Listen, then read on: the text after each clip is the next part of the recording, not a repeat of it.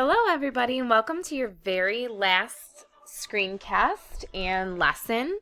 In this lesson, we are going to talk about how to create a collaborative classroom community through project-based learning. So to me, it really all begins with expectations, and with my experience especially, before we even start changing around a classroom or the way a classroom looks, we just want to make sure that students are very aware of expectations before we begin any big project unit at all. And remember, project-based learning doesn't necessarily have to mean it needs to be some big unit. Could even be a project that students are working on for 2 days. Again, you want to really take baby steps with this if you're new to this. Sometimes teachers, again, fear that word project-based because they feel it's overwhelming when it really doesn't have to be.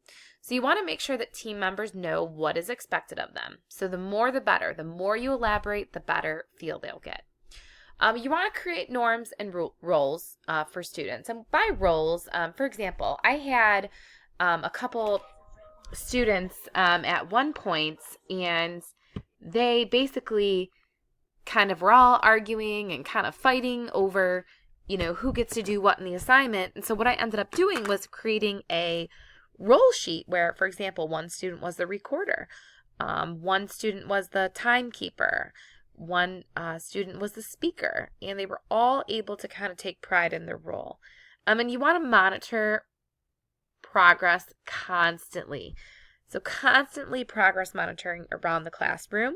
And just making sure that you really are kind of dividing your time up equally among the groups, whether it's pairs or whether it's a whole group of students working. You really want to kind of float around the room. A lot of times I'm not even in a chair, but sometimes I even have, if I'm on my feet all day, I'll take one of my wheelie chairs and I'll kind of roam around the room. Making sure that they know I'm there, I'm present, I'm checking in, where they really don't have time to fool around. You also want to make sure that you're really celebrating the small stuff. I know this may sound kind of silly, but even your students who normally aren't so engaged, if you see them engaged in even a little role or a little task, and maybe you want to kind of scaffold that project and kind of give them a smaller task without making it obvious. You don't want to make them feel bad or embarrass them, but you may want to really just wow and really celebrate that student. So principles of collaborative learning. The learner or the student is a primary focus of instruction. You want to make it more about the student than the actual project. And you really want to make sure that interaction among students and them actually getting their work done are the most important. And working in groups is definitely an important mode of learning when it comes to project-based learning. When we're collaborative, we're getting them prepared for the real world. And structured approaches to developing solutions to the real world problems should be incorporated. So again, really thinking of real world ideas and activities that will get them to be college and career ready. So some benefits. Again, some teachers fear this, but it's a wonderful thing. It really prepares students for real life social and employment situations, what we just talked about. It actually has an increase in student retention, self-esteem, and responsibility. Students are able to really get a broader perspective of diversity and different students and the way different students think. And then really, I like this the best because I really feel like it helps me develop relationships with my students because they see that I'm really open to hearing their ideas. And sometimes a huge thing for me is we want to sometimes I notice, and I do this all the time, where I want to kind of stop right there and I want to correct a student or I want to kind of butt into their conversation. But sometimes I just kind of have to let them roll with it and let them figure out the problem themselves. So again, that higher level thinking, incorporating those Bloom's words. And sometimes it may be hard to evaluate group work. We're so used to just evaluating students one-to-one where we really need to make sure that we're focusing on did they contribute to the group? Again, and that's what you have that rubric for.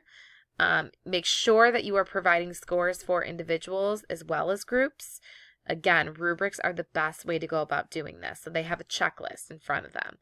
And you want to make sure that you're really having self-assessment throughout the project, various milestones, check-in, check-out system, and that you're communicating to students at the beginning how you're going to calculate their grade, just so they know.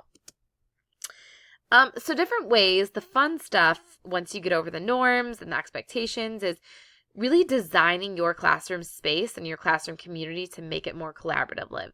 So you can have flexible seating, and a cafe style approach is what I love. So in my previous classrooms, I actually got rid of all desks. It may sound crazy, and I remember people looked at me kind of funky at first, but what I did was I got rid of all desks and I just had tables. I had pencils, erasers, and all that fun stuff in the middle. I also had a half the classroom that was filled with carpets and rugs and pillows and bean bags and all that stuff. And students were able to kind of have that trusted, I call it trusted movement around the classroom. Where they don't have to raise their hand to get up every second. There's not those individual desks. But if you have a sense of just easy flow and easy movement in your classroom, I think it's just a wonderful thing to have. But again, that's going to take time. It doesn't come, in 1 week. It took me about 6-7 months to just finally get that free flow. So you may want to just try one approach at a time. So don't feel stressed to make sure that you have to do that at every second. So again, these were just a few ways to really kind of just get you thinking. I really recommend reading that How to Make Your Classroom Look Like a Starbucks Cafe article. It's very helpful and it provides some wonderful tips.